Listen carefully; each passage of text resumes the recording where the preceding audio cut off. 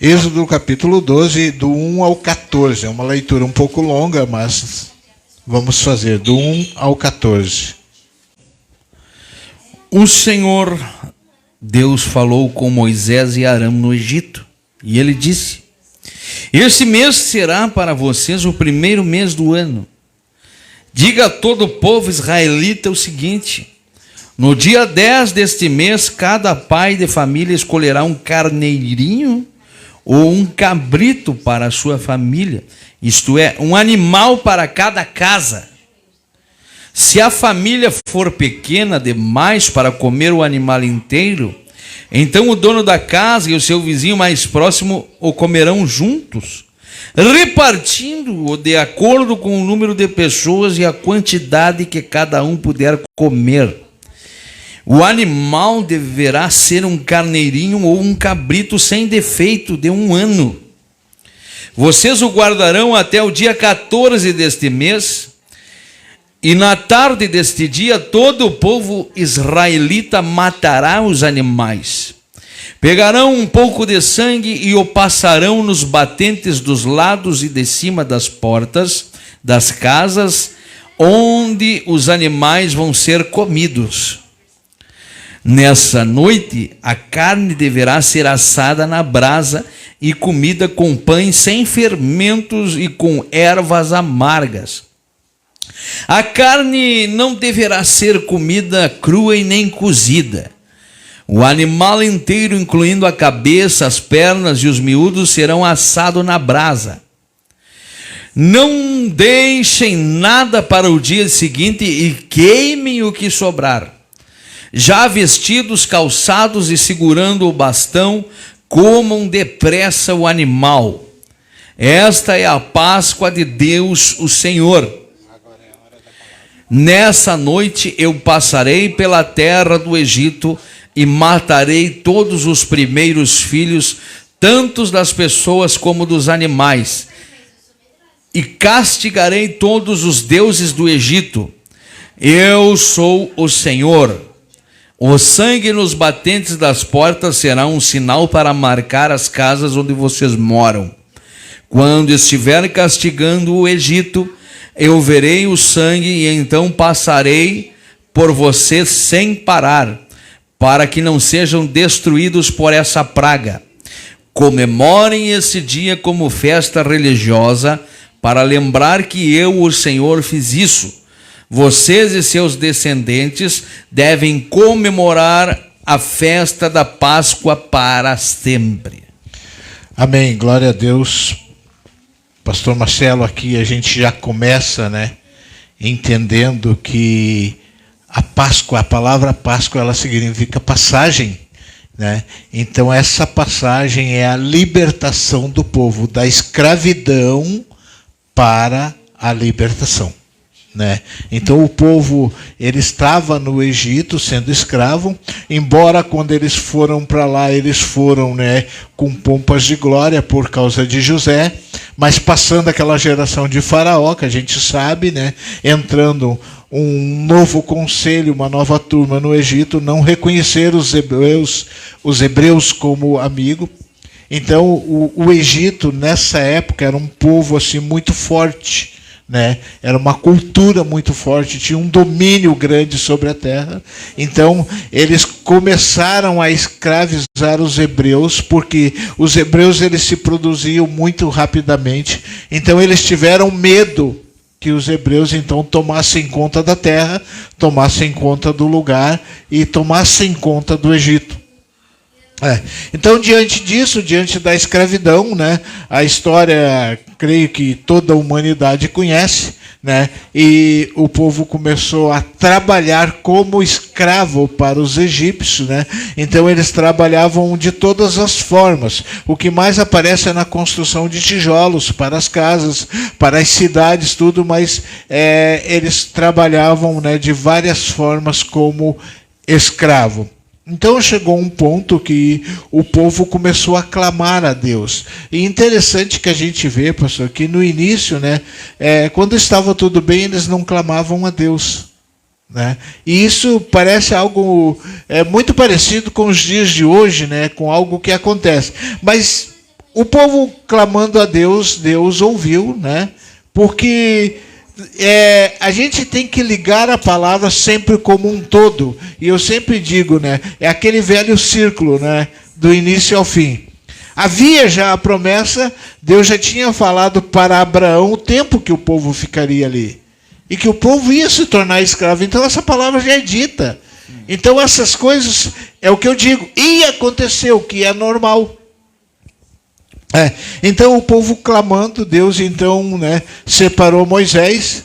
Ainda levou 40 anos para a preparação de Moisés. Moisés era um homem culto, né? Em toda a cultura egípcia ele conhecia e ele tinha que se livrar de tudo isso, para que ele pudesse então vir como o libertador do povo. Por isso Moisés ele passou por todo esse processo de libertação, né? Deixando de lado toda a cultura, tudo que ele aprendeu sobre os egípcios. Então Deus começou a tratar com Moisés, e quando ele estava pronto, então Deus trouxe de volta para libertar. Então aqui a gente vê que a última ação de Deus sobre o povo do Egito, que é a morte dos primogênitos, houve todas aquelas pragas, Faraó endurecendo o coração, aumentando a escravidão, aumentando o trabalho sobre os egípcios, sobre os hebreus, né? Então chegou um ponto que Deus começou a apertar a mão sobre os egípcios, né? E mais praticamente para que Faraó entendesse, né, esse poder, o poder de Deus. Então chegou essa parte aqui que Deus disse, né? Agora vocês serão libertos definitivamente.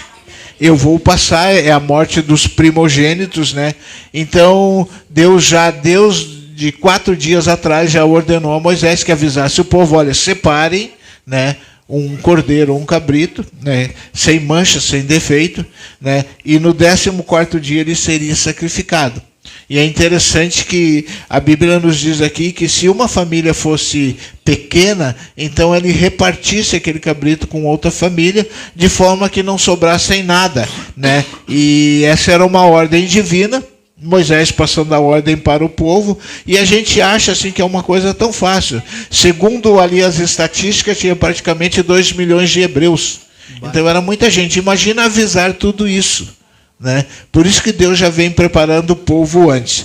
Então Deus dá essa ordem, né, que eles peguem e assem esse cordeiro, ou esse cabrito, né, e peguem e passe o sangue da porta e comam com pães ázimos. Os pães ázimos são os pães sem fermento, né? Então aqui a gente primeiro vai entender o pão, por que o pão sem fermento, por que Deus deu essa ordem, por que eles não poderiam comer o pão normal. Porque segundo os historiadores, pastor, né, essa fermentação do pão, do levedo, do fermento, ela começou exatamente no Egito. Então o que eles faziam? Eles pegavam o trigo depois de moído, torrado, a farinha, né? Eles misturavam água, deixavam mais mole um pouquinho a água e deixavam ela fermentar. Então nessa fermentação, né, o álcool e o gás carbônico faziam com que ele meio que desse uma apodrecida, né?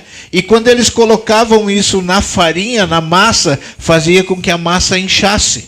Então essa era a primeira fabricação do fermento, né? Por isso que o fermento faz a massa estufar. Então Deus estava dizendo para eles, vocês vão comer o pão, mas não o pão do Egito, né? Então vocês vão comer sem fermento, porque vocês não podem lembrar do pão do Egito, aonde eles estavam acostumados, porque o povo, né, ele começou a se misturar um pouco também com a cultura do Egito, né? As casas também eram casas místicas, tipo casas, né, onde os egípcios fabricavam, né? Então havia um pouco dessa cultura misturada com o meio do povo de Deus. A gente viu a semana passada sobre os povos que o povo tinha que combater quando chegasse na Terra Prometida, justamente para que não houvesse essa mistura de outra cultura sobre o povo hebreu. Então essa cultura do fermento Deus já estava eliminando então do povo de Deus. Por isso então eles não podiam comer pão com fermento. Eles tinham que fazer o próprio pão, a própria farinha, sem a fermentação que os egípcios faziam, né? Dava aquele pão que estufava. E a gente sabe que um pão, ele realmente estufa, né? E ele pode causar mal, né? Dependendo da situação, do fermento, da quantidade. Tem o problema do glúten. A gente sabe que isso acontece. Deus, na sua eterna sabedoria, ele estava prevenindo o pão. E por que eu estou dizendo que eles estavam prevenindo? A gente leu aqui, pastor, que eles tinham que comer com os lombos cingidos.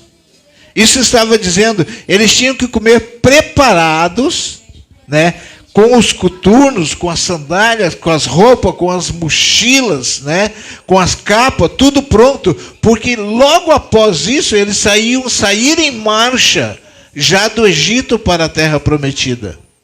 Então, esse pão também fermentado, ele podia fazer mal para o povo egípcio na caminhada. Vê que interessante isso, né? Então, essa fermentação do pão, eles tinham que eliminar. Era o pão sem fermento. A gente vê no Evangelho que Jesus falou tanto do fermento dos fariseus, ou seja, aquilo que faz a massa aumentar, né? Aquelas conversas, né? Que causam esses reboliços, né? Que causam discussões, né? E isso tudo já está vindo lá do exemplo do Egito, porque o Egito, espiritualmente pela Bíblia, ele representa o mundo. Então Deus começa aqui a preparar o povo a se livrar das coisas do Egito, ou seja, a se livrar do mundo. E essa é uma preparação para nós também. Quando a gente começa a sair do mundo, após a aceitação em Cristo, a gente tem que deixar as coisas do mundo. E Deus estava ensinando isso para o povo. Não comam o pão com fermento, comam um pão ázimo, um pão sem fermento, porque essa cultura do egípcio, ela tinha que ficar para trás, né? Então, continuando, Deus manda também as ervas amargas, que eles tinham que comer o cordeiro com ervas amargas. Essas ervas amargas, pastor, é a única que traz assim uma lembrança de todo historiador que pesquisa sobre isso, que ela tinha a função de o povo, quando comessem as ervas amargas, se lembrar dos tempos amargos que passaram. Então isso tinha que estar na memória deles, dos tempos de dificuldade que eles tinham passado no Egito, né? E a terceira parte é o cordeiro assado, né? Mas o cordeiro assado era um alimento que eles estavam acostumados com isso, e a gente sabe que a carne, ela tem proteína. Ela nos ativa, nos dá força, nos renova, né? E eles iam fazer uma caminhada forte, né?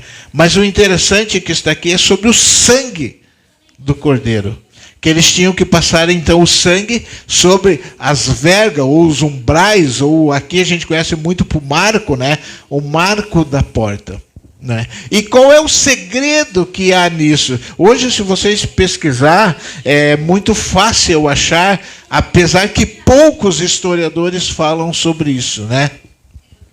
Mas nos livros mais antigos tem, né? O que o egípcio ele fazia nas suas casas? Eles tinham a porta, né? E no desenho da porta, no meio da porta, eles tinham um outro desenho de uma outra porta. O que eles chamam de porta falsa, que na cultura egípcia é por ali que os espíritos dos deuses passavam, por essa porta falsa, né? Então, havia a porta normal e no meio dessa porta um formato de uma outra porta, que não tinha porta, era só o formato. Chamando isso de porta falsa, né? No entendimento da cultura egípcia, era por onde os espíritos passavam. Então, o que eles faziam, pastor? Eles faziam na verga, no marco, ou nos umbrais, eles escreviam os nomes dos deuses egípcios. E além de escrever os nomes dos deuses, eles botavam tipo palavras de adoração aos deuses egípcios. E olha só que maravilha, pastor. O que está acontecendo aqui? Quando Deus manda eles passar o sangue do cordeiro, Deus está tapando o nome dos deuses do Egito. Deus está tapando a adoração, as palavras que eles tinham para os deuses do Egito. Ou seja, Deus está dizendo para o povo: eu estou eliminando do meio de vocês os deuses do Egito. Eu estou tirando de vocês essa cultura dos deuses. Por quê? Porque eles moravam em casas construídas pelos egípcios. Então eles viam aquilo ali. E não foi pouco tempo que eles ficaram lá. Então eles eram obrigados muitas vezes a morar nessas casas de uma forma obrigada. E eles viam ali então aquela porta falsa, o nome dos deuses que havia no Egito, né? As adorações, palavras de adorações a esses deuses. E essa cultura, ela ficou impregnada no meio do povo hebreu. Então, nesse momento em que Deus vai libertar o povo, Ele manda com que esse sangue, o sangue do Cordeiro, seja passado nos umbrais, ou seja, em cima do nome dos deuses do Egito, em cima das palavras que são elevadas aos deuses do Egito. O sangue do Cordeiro. Por que Deus fala aqui, né? Que a casa que não tiver o sangue na porta, o anjo da morte ia entrar e ia matar o primogênito. E a gente vê aqui no versículo, pastor, no versículo 12, que diz assim: por aquela noite passarei pela terra do Egito, e ferirei todos os primogênitos na terra do Egito, tanto dos homens como dos animais, e sobre todos os deuses do Egito executarei juízo. Então Deus está executando aqui um juízo sobre aqueles deuses e está mostrando para o povo de Deus: esses deuses não podem fazer nada. Eu sou o Deus. Quando ele disse para Moisés, né, que Moisés disse: o que eu vou falar para o faraó? Diga: eu sou, ou eu sou o que sou, ou eu serei o que serei. Né? Então, Deus aqui, através desse sangue do Cordeiro, né, tapando o nome dos deuses do Egito, tapando a adoração que havia aos deuses do Egito, Ele está eliminando da cultura do povo de Deus, que estava acostumado a ver aquilo ali, né, que o sangue do Cordeiro, ou seja, os nomes dos deuses, não eram o que eles pensavam que eram. Então havia um juízo sobre o Egito, havia um juízo sobre o mundo, que a gente sabe que vai haver. Havia um juízo sobre os deuses do Egito, haverá um juízo sobre os deuses do mundo. Né? E esse sangue tinha essa finalidade, então, de cobrir o nome dos deuses do Egito. E por onde não tivesse aquele sangue, o povo, o anjo da morte ia passar. Deus ia passar e ia tirar o primogênito daquela casa, daquele lugar. E quando isso aconteceu, pastor, foi um dia de muito lamento, foi uma noite de muito lamento, de muita dor, porque quando eles acordaram, todos os primogênitos estavam mortos, aonde não havia o sangue do Cordeiro. Né? Então, Deus dá essa ordem.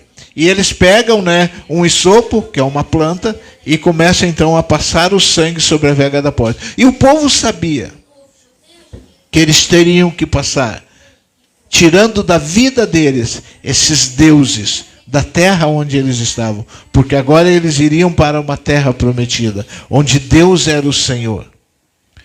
E eles tinham que comer, e eles tinham que estar prontos, porque eles sabiam que logo após, né, assim que amanhecesse, eles iam ter uma longa caminhada. Né? Então eles tinham que estar preparados para isso. E foi o que aconteceu, que Deus manda aqui então, né, eles estarem com os lombos cingidos, com as mochilas, com as roupas, com tudo que eles tinham que levar, os animais que eles tinham que levar, né, toda a preparação de carroça, se houvesse ali aqueles carroção, alguma coisa, eles tinham que estar tudo pronto. Eles não podiam deixar para a última hora. Então eles aprontaram tudo isso. E quando eles fizeram o cordeiro assado, ou o cabrito assado, eles tinham que comer aquela carne, repartir com as famílias, caso uma família fosse pequena ou grande demais, repartir. E eles não podiam deixar nada, porque aquele era o dia da libertação do povo do Egito. O que acontece com nós hoje, pastor? Jesus, por que Jesus morreu exatamente na Páscoa? Por que Jesus morreu nesse momento? Porque agora o sangue do Cordeiro, de uma maneira geral, está sendo derramado também, eliminando todos os deuses. Por isso que Jesus disse: a mim foi dada toda a autoridade, nos céus e na terra. Então agora, pastor, assim como o sangue do Cordeiro estava ali libertando o povo do Egito, porque a Páscoa ela quer dizer passagem, é essa saída da escravidão. Agora, nesse tempo, o tempo da graça, quando Jesus vem ao mundo e derrama o seu sangue. E o que a Bíblia diz?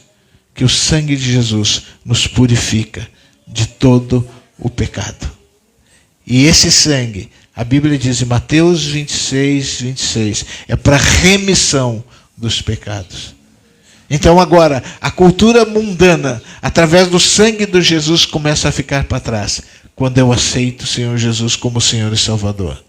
Agora os deuses do passado começam a ficar para trás. A escravidão, pastor, começa a ficar para trás. Aquilo que me aprisionava, agora através do sangue do Senhor Jesus, não me aprisiona mais.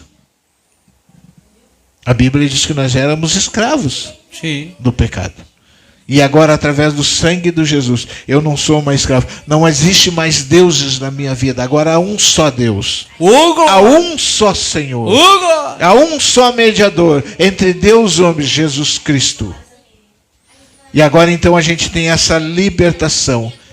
E esse processo, pastor, a partir do momento da aceitação do Senhor Jesus, até o dia em que o Senhor Jesus virá nos buscar novamente, o arrebatamento da igreja, é o processo que o povo passou do deserto até chegar na terra prometida.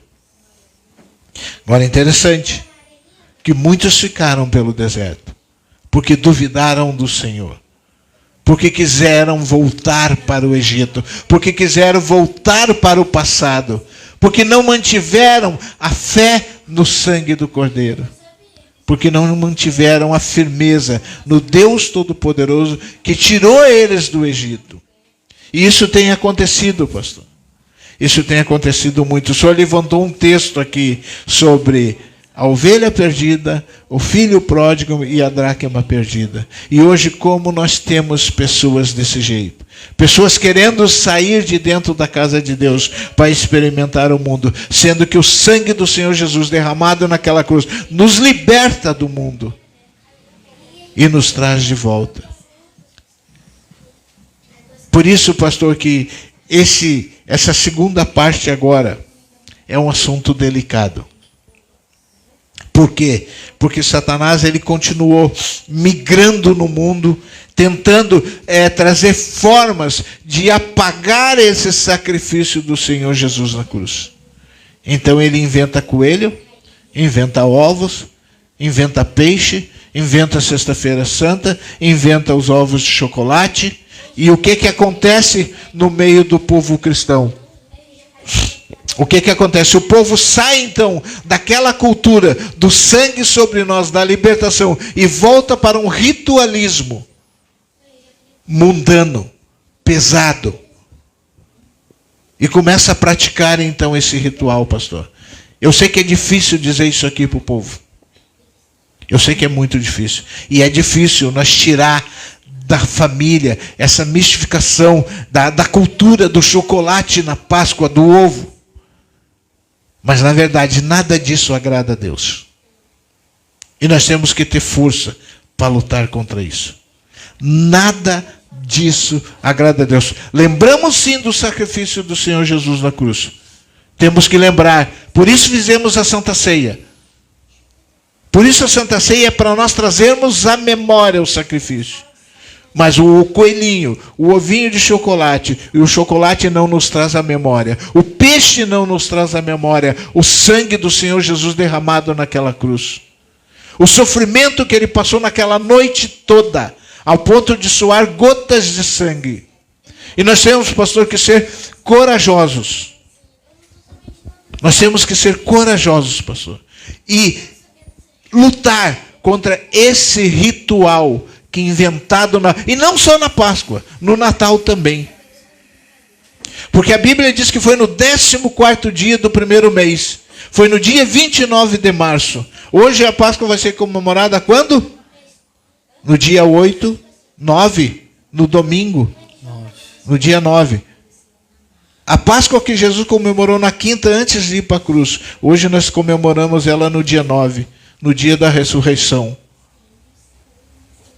Né? E muitas famílias acordam com o ovo de chocolate ou coelho de chocolate na cama das crianças. Ó, o coelhinho te trouxe. Pobre do coelhinho. Tudo é um método para desfocar. Tudo é um método para desfocar o verdadeiro significado da Páscoa, do sangue do Senhor Jesus derramado, que começou lá no Egito, tirando o povo da escravidão do Egito.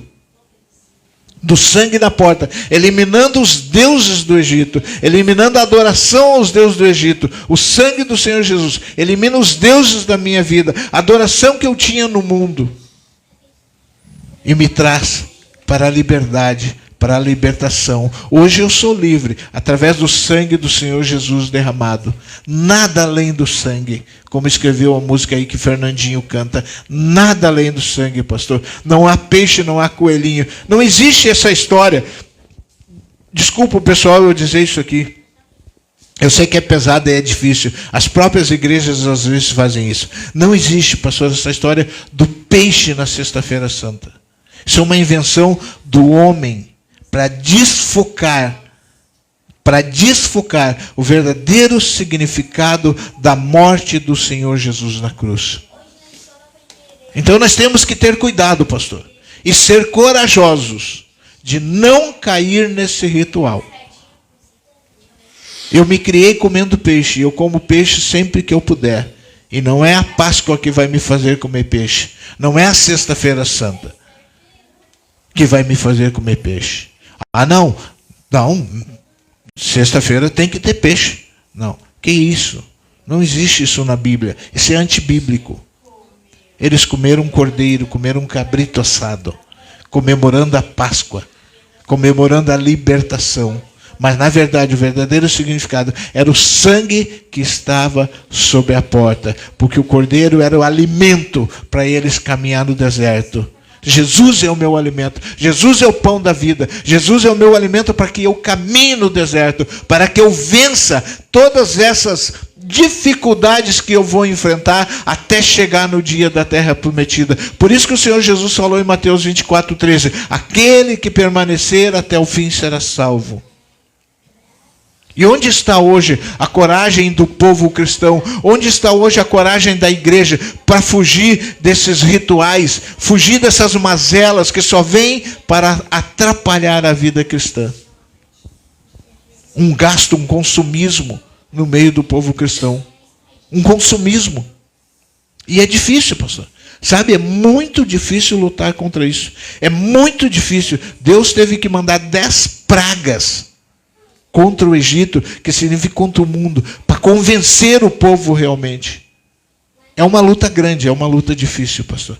Mas nós temos que ser corajosos de vencer essa batalha e permanecer com Cristo, porque o sangue do Cordeiro é o selo sobre a minha vida, o qual Satanás olha e diz: nesse eu não posso tocar. Ali, quando o anjo da morte passava, a casa que tinha o sangue, ele não entrava. A morte não podia tocar naquela casa.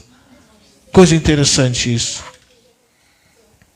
Quando Satanás vê o sangue sobre nós, nós não podemos ser tocados por Satanás.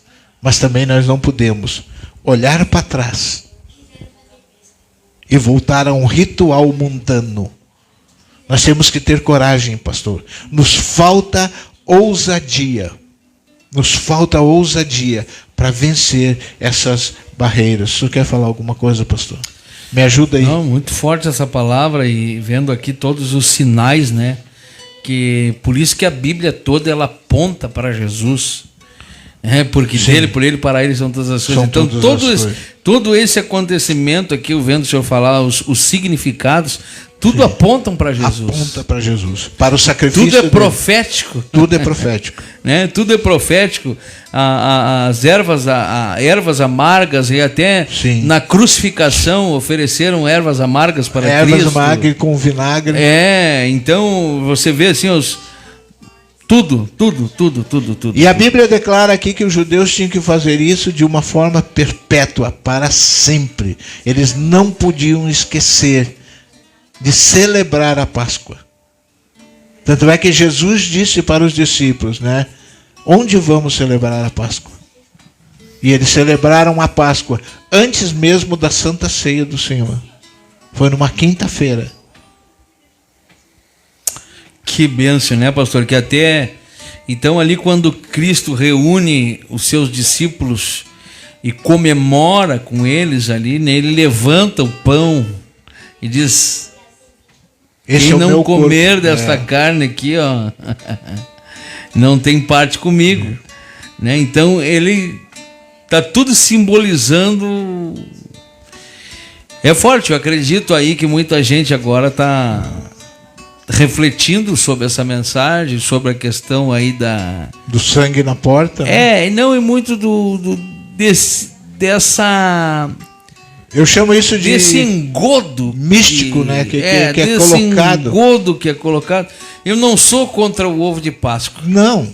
Até não. Se quiser me dar de presente, eu pego. Eu não sou contra o chocolate. O chocolate ele é moderno. O chocolate ele não está inserido nesse contexto. Né? O chocolate ele é bem mais moderno.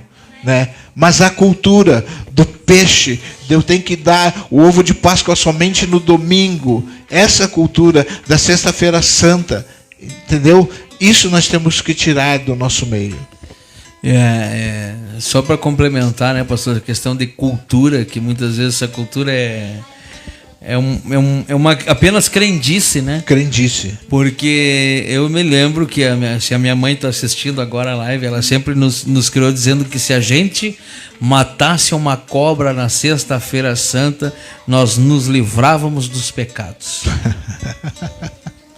E sabe que eu saí à caça das cobras na Sexta-feira Santa. Ai, paridade. Foi aonde eu perdi o meu melhor cachorro que eu tive, né? Mordido por uma cobra. Ai, paridade. E aí, então, hoje eu entendo, não precisava daquilo. Não precisava. Porque os pecados estavam sob o sangue do Cordeiro. E a gente não tinha. Então, quantas pessoas estão precisando ter esse entendimento? Isso.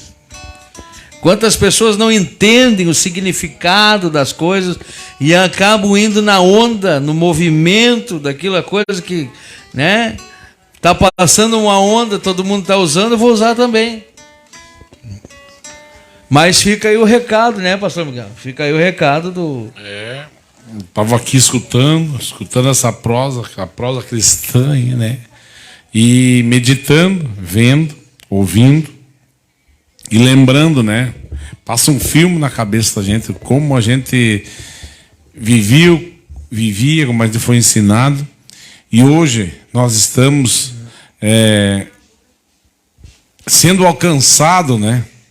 Sendo alcançado por essa mensagem, tendo uma oportunidade de aprender com Deus, de aprender aí junto com a igreja do Senhor Jesus, com os irmãos, né? Para nós colocarmos em prática e ter uma oportunidade de ser liberto e um dia nós morar na Nova Jerusalém.